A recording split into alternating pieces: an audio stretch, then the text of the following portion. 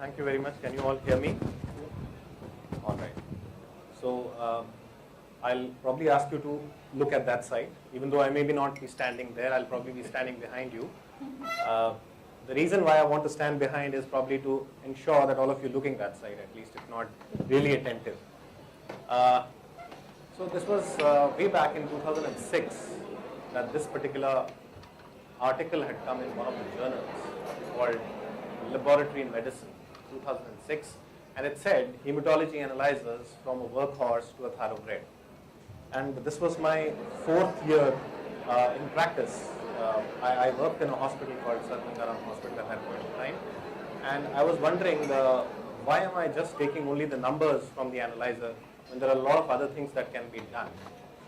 And pop came this article, and when I was reading through it, I realized what I was thinking was true, and I should use it far more than what has been just taught to me as just the numbers. Okay, so if I tell you what I'm going to talk about today, it's primarily a little bit of history, some Porter principle. I'll ask you some questions as well, because if I don't, then you guys will sleep. And we'll talk about some common analyzers which we have. We'll look at some of the histograms which we get from them, some white cell scatter plots which we get from different analyzers. And mind you, this is not only a company-specific talk. It will be analyzers from virtually every other company that you see in your routine practice, and the ones which I have seen in my practice in the last 12 to 13 years. Please feel free to stop me at any point of time. If you feel you want to ask any specific question, I'll at least try to answer. I may not know every answer. Okay, so if we go back to hematology analyzers and go to the history, cell counters primarily came into being much earlier than I was even born, and that was way back in 1930s. And at that point of time, the first analyzer came about, and the analyzer was so big that it possibly occupied 2 to 3 times the size of this particular room. And it went on and started becoming better and better with each passing day.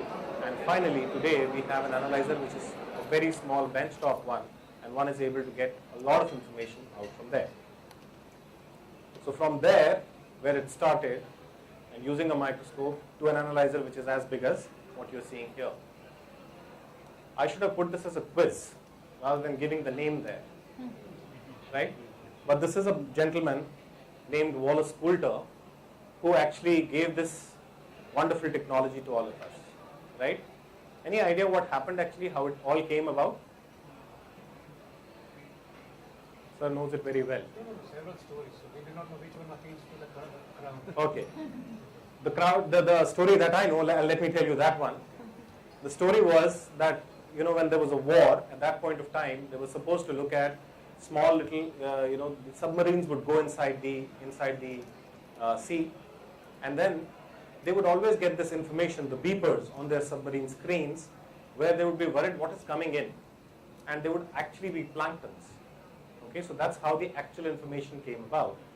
And it's also mentioned in one of the literature somewhere that people, especially Coulter, used paint, wet paint, and wanted to know how effective that paint was. When you take paint, it has to be small little particles. It should not be large particles. If you have large particles on plane, it will give you flakes, right? So the importance of having a paint which is having minute small little particles is very important, and that's where this technology was actually being used. And based on that only, he actually decided to have something which is called a plankton detector. So that's where his actual role came about, and that's where he started the whole thing. And then eventually he used, can you imagine, the first aperture was nothing but a needle aperture, and the paper which is there in a cigarette carton, that was the membrane, right? So that's the history which you have with respect to this. So if I link a needle, a cigarette carton, planktons, and a submarine, my God. I mean, it was actually flabbergasting when I actually thought about it. Where is a needle and where is a submarine? So that's what happened, and that's how this whole thing came about. And we were finally able to get what we got, and that was, we had a cell which was being made to pass through in an ionic solution between 2 electrodes, and once it moved, it gave us what is called as the Coulter principle, right? And you would have seen this if people would have attended my previous talk. This you would have seen in one of my previous presentations as well. So every time a cell passes through, because there's a current passing through here, you have the cell passing through and it impedes the current. It impedes or blocks the current, and because it blocks the current, you get what is called a oscillation, and that is taken as a pulse. Right? And similarly it happens for the neutrophils as well as for the platelets. Now when we do this, it should have seemed so simple, right? We are counting the cells based on the size, and things would have given us a very beautiful scatter plot. Life would have been very simple. I wish life was so simple as it was. We know that when a cell passes through, the cell is supposed to be a rounded structure, even though when it passes through, it does not pass always as a rounded structure. Sometimes it can even get flattened, and sometimes instead of having just one single cell passing through, you can possibly have more than one cell passing through, and so therefore there could be what is called doublet formation. So you want to make sure that the doublets do not form, right? So the doublets do not form. How do the doublets not form? Whenever you will try to pass some small particles across through a small little aperture, the doublets are bound to form. How will you stop this? Now this is a question. How will you stop this? Diluent from both the sides. Right? Diluent, like along with that you should send the diluent from both the sides. Yes. So what is that called? Make the passage narrow. You will make the passage narrower, wonderful. But how will you make the passage narrower? You will make the passage narrower by making the aperture smaller and smaller, right? But the moment you do that, the cell is a very fragile thing. It will move into it and it will get broken into pieces. So instead of counting one cell, you will count many more cells. Another problem. So how do you solve this now? How do you solve this? This happens in your analyzer on a daily basis. You must be using it. So what happens? There is something called fluid and fluid phenomena. What is fluid and fluid phenomena? Okay, how many of you watch TV? I know all the ladies do, because today the quiz was too good. All ladies demonstrated very well that they watch TV day in and day out. The guys were just mute spectators. So can you tell me what happens? Have you seen something on a TV which is actually demonstrating this very easily? There used to be a very nice advertisement about Ala bleach, and then there used to be another advertisement about Robin Blue liquid.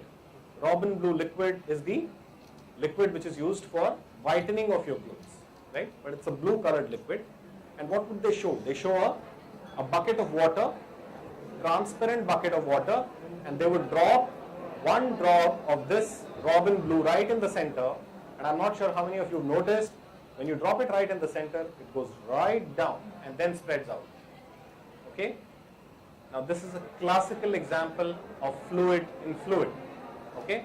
And what happens when you push this fluid, drop of fluid directly right in the center, the force with which this fluid is getting in is too much compared to the force which is surrounding it.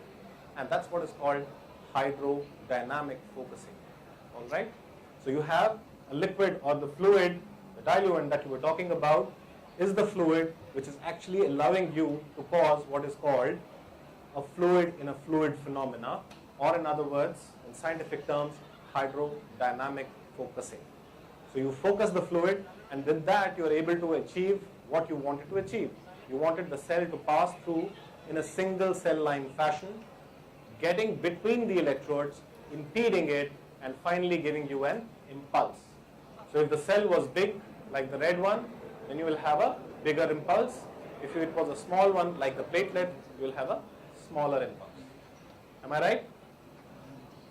I hope all of you are with me, not slept yet. Okay. And there is another concept called a sweep flow, right? The sweep flow is the cells move back in the same direction as they had moved in front earlier. And this sweep flow at times can give you problems. Okay? So one has to ensure that the sweep flow rate is appropriate, and that's luckily optimized for all of us by the analyzer companies directly. Okay. Now second point which comes there is pulse editing. Okay? Now you have a pulse. If it is passing right through the center, the oscillation is very nice, beautiful oscillation. However, if it moves to the end or to the edge, or if there is more than one cell passing, which generally happens very rarely, you can have an impulse which is not the classical or the correct impulse. So there should be something happening in the machine which should ensure that the pulse will come out to be a single nice pulse so that it counts it appropriately. So that happens again in the machine. And all this is very nicely taken care of by what is called the hydrodynamic focusing, which I discussed just 1 minute before. So have you clearly understood what hydrodynamic focusing is all about? You want to make sure the cells fall in single line, and since they fall in single line, while you can make the aperture smaller, the possibility of their breaking becomes higher, so you make them encased in a sheath which is isotonic. Okay? Isotonic. What would we mean by the term isotonic? That the pH is absolutely the same as that of the blood sample. Otherwise the cells will break down. You mean the osmotic? Osmotic pressure. Yes. Okay, so then next comes the cell size. When we talk about the cell size, obviously the smaller the cell, the smaller the oscillation of the peak, the larger the cell, the larger the peak, and based on the cell size, the impedance is basically giving you the cell size, and based on that it's segregating the cells. So sometimes there is always a question people can ask, is the machine actually seeing the cells? No, the machine is only seeing everything passing through it as a particle. So whatever the particle size is, based on the cell particle size, it's classifying it as a platelet, or it classifies it as a red cell, or it classifies it as a white cell. All right? Okay. Histograms. Now, the technologies, the histograms that are there in the various different analyzers, obviously the pulses are converted into channels, and the number of pulses that you get again give you the numbers. So once the numbers are given, per microliter is taken in. Of course, there are many other analyzers today which talk about moving thresholds, depending upon where the threshold should be put for the cells to be identified.